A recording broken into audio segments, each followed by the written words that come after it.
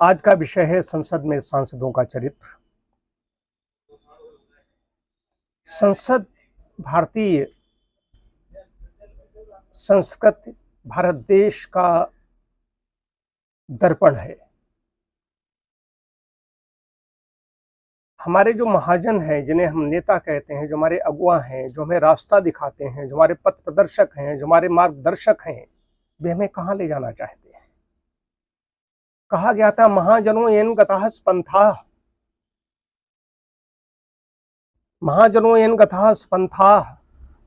जो महाजन हैं, जो बड़े लोग हैं, वो जिस रास्ते पे चलते हैं वही रास्ता बन जाता है, वही मार्ग बन जाता है। उनका हम अनुकरण करते हैं, उनका हम अनुसरण करते हैं, उनके पीछे पीछे जनता चलती है। चल पड़े जिधर दो डगमग में, चल पड़े कोट पग उसी ओर, करोड़ों पग उस ओर चल पड़ते हैं। इस पर आना चाहता हूं। तो संसद में जो मैं देख रहा हूं इस समय, सांसदों का चरित्र देख रहा हूं, कोई वाणी से विस्फोटक ऐसे ऐसे शब्दों का, क्योंकि उनसे उनके खानदान का, उनका सारा सब चरित्र निकल करके आता है वाणी के द्वारा, किसी के आचरण के द्वारा। क्या हो रहा है? ऐसे लोग, तभी कालिदास को लिखना पड़ा कि महाजन किसको तुम अनुकरण करोगे, किसका अनुकरण करोगे, किसके पीछे पीछे पीछे चलोगे। वैसे लोग नहीं रह गए हैं। इसलिए प्रमाणम अंतःकरण प्रवृत्त्याः, अपनी अंतःकरण की प्रवृत्ति, अंतःकरण की आवाज को सुनो, उसको प्रमाण मानो। अंतःकरण किसका पवित्र होगा? जो संसद में हो रहा है आज, यहाँ पर वही लौंडे टाइप के लोग, आवारा टाइप लोग वहां पहुंचते हैं। ऐसे ही लोग यहाँ पर भौं भौं करते हुए, माँ की गाली देते हुए आपस में बात करते हैं। जगह कहाँ थूकना है, कहाँ मूतना है, कैसे बोलना है, इस समाज में इस सब हो रहा है। और जो शिक्षा दे रहे हैं संसद में बैठ करके, जिनको लोग अपना आदर्श मानते हैं, वो क्या दिखाना चाहते हैं। और जो उनके अनुयायी हैं वो भी उस पर चुपचाप बैठे हुए हैं, कोई उसकी प्रतिक्रिया नहीं आ रही है। तो मेरा कहना है, यह ऐसे लोगों को ऐसे उच्च पदों पर, विशेष रूप से प्रधानमंत्री पद पर बैठ करके वही पहुंचे जो बड़ा चरित्रवान है, जो सुसंस्कृत है, सुसभ्य है, जिसके आदर्श हैं। ये जो ऐसे जो उच्छृंखल आचरण करने वाले लोगों के परिजन, उनके बंधु बांधव, उनके भाई बहन जो उनका पक्ष लेते हैं कि हमारा भाई वहां पढ़ा, वहां पढ़ा, फला फला जगह पढ़ा, जब तक भारतीय संस्कृत, भारतीय विद्वानों, भारतीय आचार्यों और गुरुकुलों में बैठ करके शिक्षा नहीं लेंगे, तब तक उस चरित्र कहां से आएगा। एक बड़ा विषय है। हमारे यहां कहा गया, एतद् देश प्रसूतस्य सखा शादत जन्मनः स्वम स्वम चरित्रम शिक्षरेण पृथिव्याम सर्वमानवा। कि ऐसे जो विद्वान हैं उनके पास जाकर के अपने अपने आचरण, अपने व्यवहार, अपने शिक्षा लो जाकर के, या अपने चरित्र से शिक्षा के देने वाला है देश। ये क्या हो रहा है संसद में? ये बड़ा चिंतनीय है पूरे देश के लिए।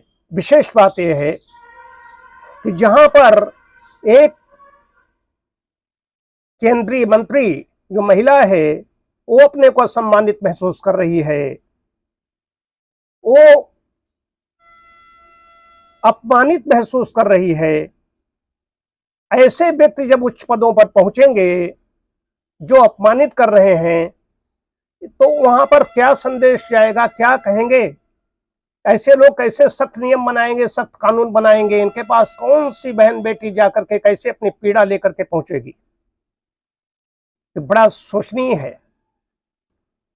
जो इस पर सख्त नहीं है, जिनके इस पर बड़े कानून बनाने वाले, ऐसे कानून का क्रियान्वयन नहीं होगा। आज वर्तमान समय में कानून का क्रियान्वयन हो रहा है। अपराधी प्रवृत्ति के लोग हैं, गलत आचरण करते हैं, उस पर बड़ी सख्ती हो रही है। ये सब कुछ बड़ा चिंतनीय है। कहाँ जाएंगी ये माताएं बहनें, जो मातृ देवो भव कहा गया? क्या ये संदेश जा क्या रहा है? मैं तो कल से सोच रहा हूं इस पर, ये हो क्या रहा है।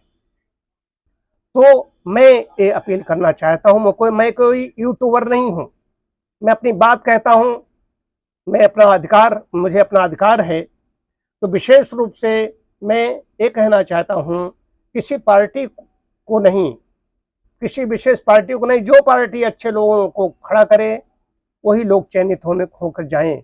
जिस पार्टी का अच्छा व्यक्ति हो, जिसके चरित्र से ध्वनित होता हुआ व्यक्ति अच्छा है, उसको वो जाए संसद में। संसद में कोई भी खड़ा हो जाए, किसी पार्टी विशेष का व्यक्ति को नहीं पहुंचना चाहिए, अच्छा व्यक्ति पहुंचना चाहिए।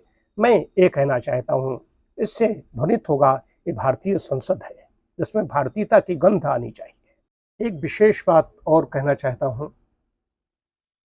कि छत्रपति शिवाजी के सेनापति माधव ने जब मुगल शासक था उस पर विजय प्राप्त की, उस सेनापति ने उनकी उस राजा की, उस शासक की पत्नी गौहर बानू को डोली में बिठा करके शिवाजी के सामने लाया। तो उनका एक क्या है, उन्होंने कहा कि महाराज तोहफा आपके लिए लाया हूँ। तोहफा? कैसा तोहफा मतलब? तो उन्होंने कहा तुमने हमें अभी तक जाना नहीं। उसको डांटा। उसने कहा अगर तुमने विजय प्राप्त की होती सेनापति में तुम्हारा सिर कलम कर देता इसके लिए, इस गलत आचरण के लिए। और उससे कहा आप इतने सुंदर हैं, आप इतनी खूबसूरत हैं, यदि आप मेरी माँ होती तो मैं भी खूबसूरत होता, मैं भी सुंदर होता। और उनको जैसे घर से बहू विदा की जाती वैसे सम्मान वापस किया। तो शासक जिस पर विजय प्राप्त की थी, उस शासक जो हार गया था, वो भी उनका मुरीद हो गया, उनके सामने नतमस्तक हो गया। ये है भारतीय चरित्र।